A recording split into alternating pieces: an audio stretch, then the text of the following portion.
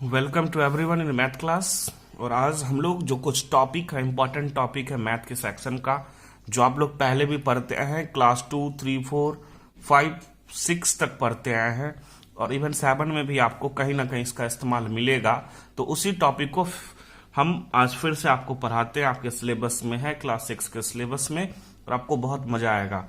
और आप लोग ध्यान देकर इस वीडियो को लास्ट तक देखें।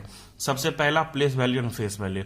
ऐसा नहीं करें कि प्लेस वैल्यू और फेस वैल्यू आता है लेकिन हमको देखने का कोई जरूरत नहीं है। आप शुरू से लेकर लास्ट तक इस वीडियो को देखें, क्योंकि बहुत सारा चीज आपको सीखने को मिलेगा। हो सकता है कुछ नया चीज सीखने को मिले। तो सबसे पहले तो प्लेस वैल्यू किसको कहते हैं, तो हम सबसे पहले तो यहाँ पे देख लेते हैं क्या क्या टॉपिक पढ़ेंगे हम लोग। प्लेस वैल्यू और फेस वैल्यू को पढ़ेंगे। आपसे अक्सर पूछा जाता है किसी डिजिट का प्लेस वैल्यू क्या है, किसी डिजिट का फेस वैल्यू क्या है, बताइए। फिर इसी के अंतर्गत हम लोग एक्सपेंडेड फॉर्म को पढ़ेंगे, शॉर्ट फॉर्म को पढ़ेंगे। शॉर्ट फॉर्म को कहीं कहीं पे आपको लिखा रहेगा कि स्टैंडर्ड फॉर्म में लिखिए, या कहीं कहीं ये भी लिखा रह सकता है कि यूजुअल फॉर्म में लिखिए। 3 तरीके से आप इसको दिया रह सकता है कि नंबर आपको एक्सपेंडेड फॉर्म में दिया रहेगा और आपको कहेगा कि शॉर्ट फॉर्म में लिखिए, स्टैंडर्ड फॉर्म में लिखिए, यूजुअल फॉर्म में लिखिए। तीनों चीज कह सकता है। और उसके बाद सक्सेसर एंड प्रीडिसेसर। आप लोग को पता है सक्सेसर एंड प्रीडिसेसर, लेकिन भूल गए होंगे, तो फिर से आपका रिकैप हो जाएगा। और जो मोस्ट इंपॉर्टेंट इसके अंतर्गत आप लोग को जो पढ़ने को मिलेगा, जो सबसे लास्ट में मैं बताऊंगा इस वीडियोस के लास्ट में, इसलिए लास्ट तक आपको देखना बहुत जरूरी है कि relation between the Indian system of numeration and international system of numeration, कि इंडियन सिस्टम ऑफ न्यूमरेशन और इंटरनेशनल सिस्टम ऑफ न्यूमरेशन एक दूसरे से कैसे कनेक्टेड है, कौन सा कितना किसके बराबर है। जैसे आपको बोले कि चलो मैंने आपको 1 मिलियन रुपया दिया, तो ठीक है, वो इंटरनेशनल सिस्टम में जब 1 मिलियन बोल रहा है तो आपका वो इंडियन सिस्टम में कितना कहलाएगा। 1 मिलियन इंटरनेशनल सिस्टम का जब न्यूमरेशन है तो इंडियन सिस्टम में उसको हम क्या कहेंगे, इसी चीज को हम लोग इस वीडियो में सीखेंगे। तो सबसे पहला जो टॉपिक है हम लोग का प्लेस वैल्यू। हम लोग प्लेस वैल्यू को देखते हैं कि प्लेस वैल्यू किसको कहते हैं। The place value of A digit in A given number is the value of the digit because of the position of the digit in the number. यानी किसी भी नंबर का जो प्लेस वैल्यू है दिए गए नंबर में, किसी भी डिजिट का जो प्लेस वैल्यू है दिए गए नंबर में, डिजिट के पोजीशन पर निर्भर करता है कि डिजिट किस पोजीशन पर लिखा गया है। कैसे, तो देखिए यहाँ पे अगर हमसे पूछा गया कि 7 का प्लेस वैल्यू क्या है, तो 7 का आप देखिए कि कहां पे इसको शिफ्ट किया गया है, 1s, 10s, 100, 1000, 10,000। इसका मतलब है कि 10,000 के प्लेस पर, और 7 का जब प्लेस वैल्यू आपको पूछा है तो 7 को 10,000 से मल्टीप्लाई कर रहे हैं। तो 7 को जब 10,000 से मल्टीप्लाई करेंगे तो 70,000, देखिए यहाँ पे 70,000 लिखा हुआ है। ये तो तरीका है लिखने का तरीका। जब आप इसको आसानी से कैसे लिख सकते हैं, तो यानी आप देखिए कि 7 के बाद हमारे पास कितना डिजिट है, 7 के बाद हमारे पास 1, 2, 3, 4 डिजिट है, तो हम 7 के बाद 4 जीरो डाल देते हैं। एक प्रोसेस ये है। और क्यों 4 जीरो डाले, तो मैंने आपको बताया क्योंकि यहाँ पर 10,000 के प्लेस पे, इसी कारण 7 को 10,000 से क्या कर दिया गया, मल्टीप्लाई कर दिया गया। और अगर कुछ और नंबर का आपको सपोज जानना हो प्लेस वैल्यू, जैसे 4, 7, 6, 3, 5, 2, कोई व्यक्ति बोले कि इसमें 6 का क्या होगा, तो सबसे पहले हम क्या लिखते हैं, जिसका निकालना उसको हम लिखते हैं और उसको मल्टीप्लाई करते हैं किससे, इसके पोजीशन पे, 1s, 10s, 100, 1000। यानी वो 1000 के प्लेस पर है तो 1000 से मल्टीप्लाई करते हैं, तो इसका आंसर हमारा आया 6000। और बिना अगर कुछ कहे, इस तरीके से गुना किए भी हम लोग कह सकते हैं कि 6 है और उसके बाद कितना डिजिट, 1, 2, 3 डिजिट है, तो 6 पर कितना डिजिट, 3 डिजिट। हमने आपको दोनों ही तरीके से बताया कि मैथमेटिक्स में इसका रीजन क्यों है कि 6 पर 3 जीरो कैसे आया, और जो बेसिकली हम जो बनाने वक्त जो यूज करते हैं कि 6 के बाद 3 डिजिट है, उसके 6 के राइट साइड में हम डिजिट को काउंट किए, ना कि लेफ्ट साइड में। 6 के राइट साइड में कितना डिजिट है उतना जीरो हम लोग उस पर प्लेस कर देते हैं। तो ये हमारा प्लेस वैल्यू था।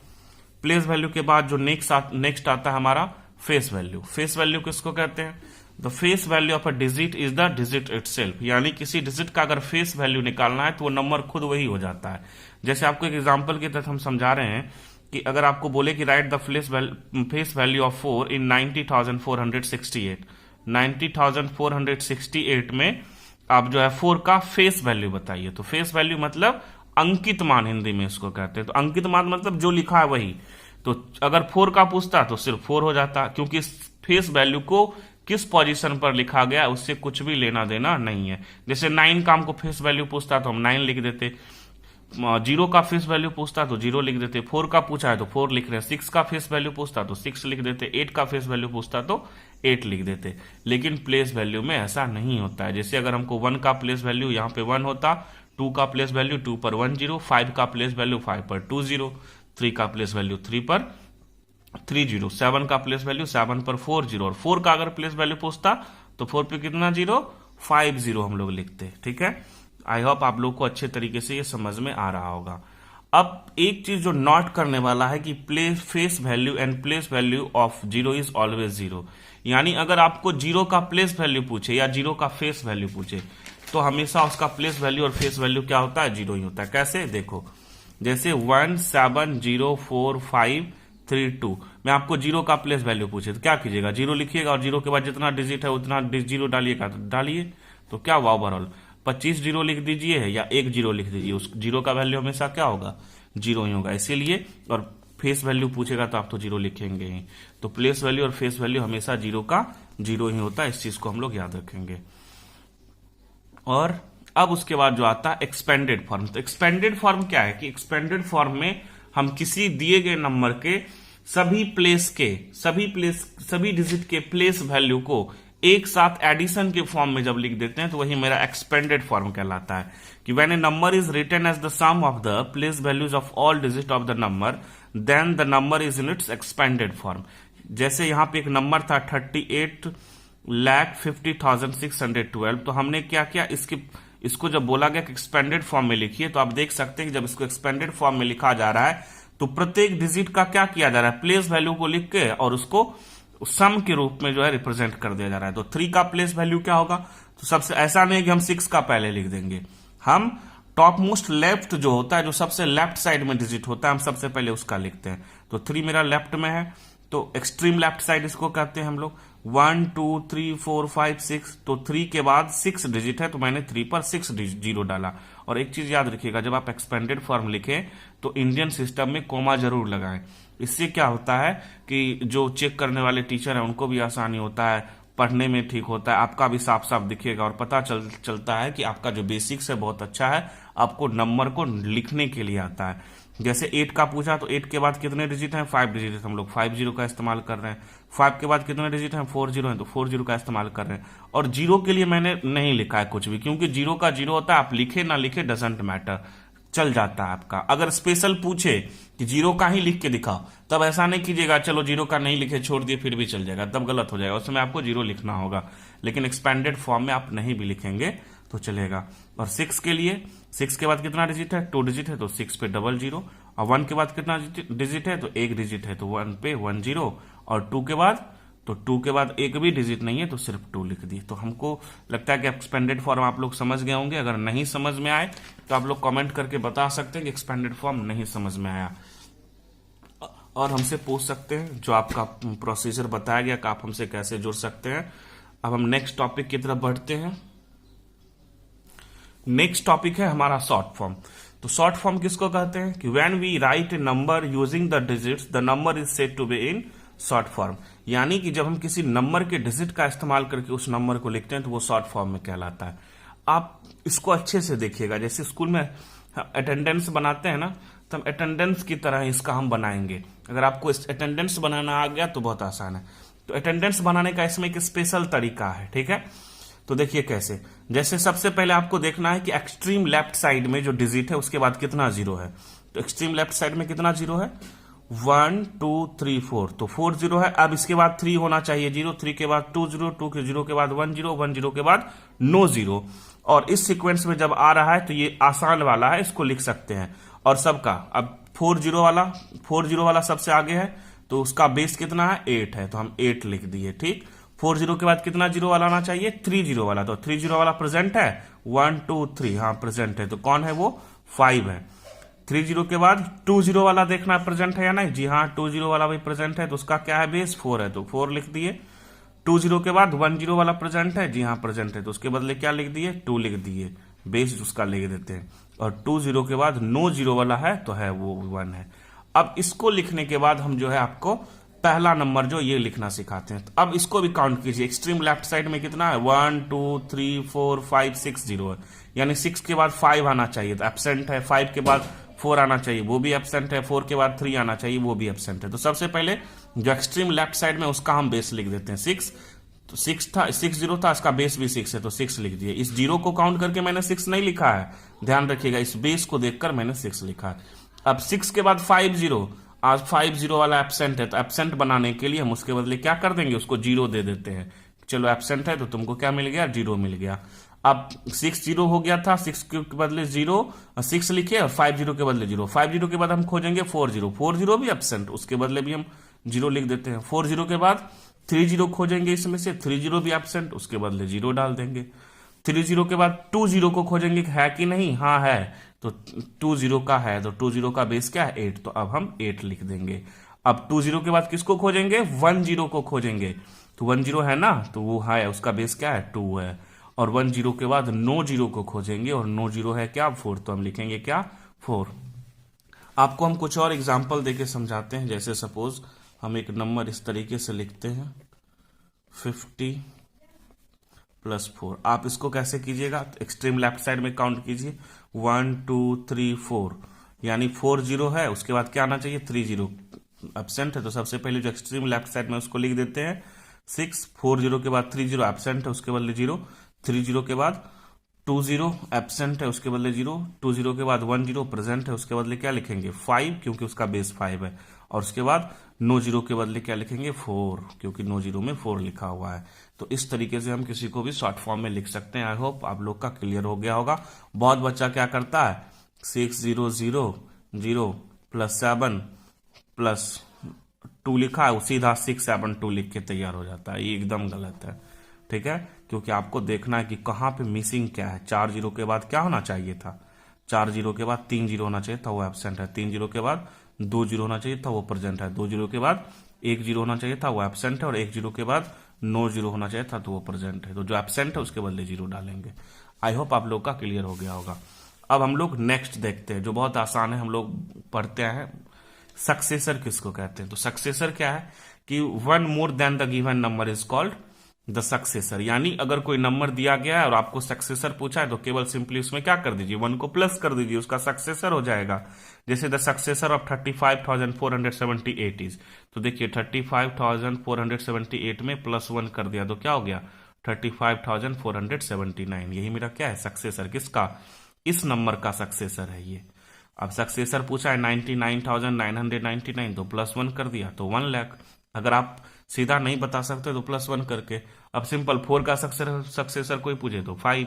अब कितना भी बड़ा से बड़ा डिजिट का पूछे या कितना छोटा से छोटा डिजिट का, doesn't matter if we know the rule. अगर हमको रूल पता है तो कोई भी दिक्कत नहीं है। तो सक्सेसर में क्या करते हैं, हम एक को प्लस करते हैं। 1 more than the given number is called successor. अब सक्सेसर के बाद इसमें जो दूसरा टॉपिक नेक्स्ट आता है प्रीडिसेसर का। तो प्रीडिसेसर किसको कहते हैं, 1 less than the given number is called predecessor. यानी अगर आपको किसी नंबर का प्रीडिसेसर निकालना है तो उसके लिए आपको क्या करना होगा, उस नंबर में 1 को माइनस करना होगा। जैसे देखिए हमको प्रीडिसेसर निकालना था 24,526 का, तो मैंने उसमें क्या कर दिया, माइनस कर दिया। तो 24,526 में से 1 माइनस किया तो 24,525 हमारा आता है। ठीक उसी प्रकार से यहाँ पे 10,000 का प्रीडिसेसर पूछना था, तो 10,000 में 1 तो माइनस करना आता होगा आप लोग को। तो 10,000 में जब 1 को माइनस कीजिएगा तो 9,999 आता है। तो ये आई होप आप लोग को सक्सेसर और प्रीडिसेसर अच्छे से समझ में आ गया होगा। सक्सेसर पूछे तो 1 प्लस, प्रीडिसेसर पूछे तो 1 माइनस। अब जो मोस्ट इंपॉर्टेंट है, जो मैंने आपको पहले ही बताया था कि आपको रिलेशनशिप जानना है कि relation between Indian system of numeration and international system of numeration, दोनों में क्या। इसमें बेसिकली आपको इस तरीके का क्वेश्चन दिया रहेगा कि हमने क्वेश्चन लिख के रखा और आपको सॉल्यूशन हम करके दिखाएंगे ताकि आपके लिए आसान हो कि 10 million equal to dash crore, यानी 10 मिलियन को हम करोड़ में बदलेंगे तो कितना करोड़ के बराबर होगा।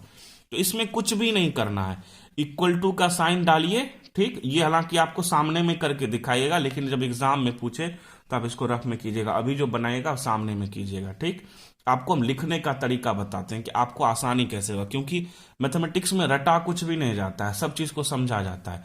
जैसे 10 मिलियन है तो हमने आपको इंटरनेशनल सिस्टम में लिखना सिखाया है, तो आप 10 मिलियन कैसे लिखेंगे, 10 लिखें और ये मेरा जो है अब हो गया मेरा 10 मिलियन। आप काउंट करके देख सकते हैं, 1 10 100 1000 10,000 100,000 मिलियन 10 मिलियन, यानी मेरा ये 10 मिलियन हो गया। अब इसको हम बाय का साइन लगा देते हैं। ये लाइन किस चीज का है? बाय का साइन है। अब इधर क्या लिखा हुआ हुआ? करोड़ लिखा हुआ है। कितना? करोड़ लिखा हुआ है। जब इस साइड वाले डिजिट को हमेशा यूनिट लेके चलते हैं, यानी करोड़ लिखा हुआ है तो 1 करोड़ लिखते हैं, 1000 लिखा होता तो 1000 लिखते, 100 लिखा होता तो 100 लिखते, टेंस लिखा होता तो सिर्फ 110 लिख देते। तो यहाँ पे करोड़ लिखा हुआ है तो हम लोग करोड़ लिखेंगे, ना कि 10 करोड़। तो आपको करोड़ लिखने आता है, 1 करोड़ आप लिख सकते हैं इंडियन सिस्टम में। तो देखिए 1 10 100 1000 10,000 लाख 10 लाख, और ये हो गया मेरा क्या?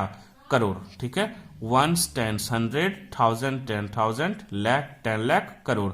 अब क्या करना है कि नीचे के नंबर, जो नीचे में जितना भी जीरो है, इतना जितना जीरो नीचे में होगा उतना जीरो ऊपर का कैंसिल कर देंगे। ये जीरो इस जीरो से, ये जीरो इस जीरो से, ये जीरो इस जीरो से, ये जीरो इस जीरो से, ये इससे, ये इससे, ये इससे, यानी क्या बचा? कुछ भी नहीं बचा। ऊपर में सिर्फ 1 बचा, और नीचे में 1 का तो कोई वैल्यू होता ही नहीं, यानी 1 बचा। यानी 10 मिलियन जो है किसके बराबर होता है?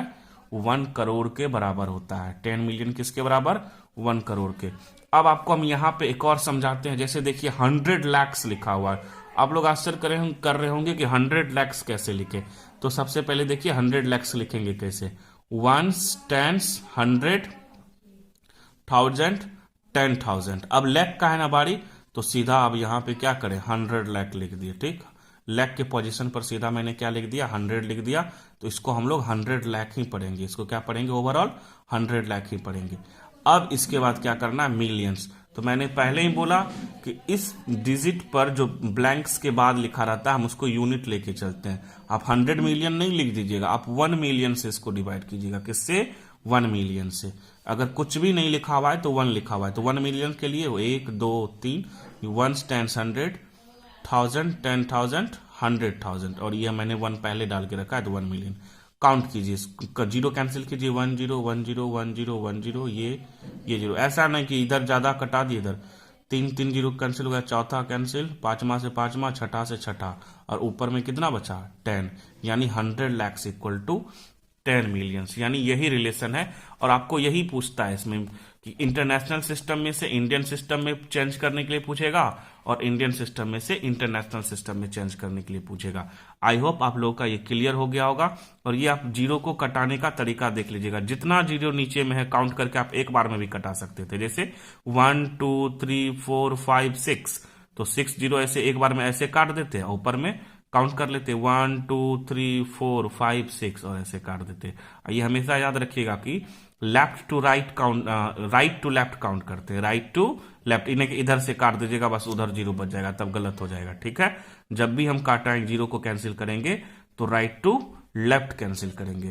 तो इस वीडियो में इतना ही। आप लोग को आशा करता हूं कि समझ में आ गया होगा। अगर नहीं समझ में आता है आप दोबारा वीडियो को देखें, फिर भी नहीं समझ में आता है तो जिस किसी टॉपिक में आपको प्रॉब्लम है आप हमको कॉल करें, हम आपको कॉल पर भी समझाने की कोशिश करेंगे।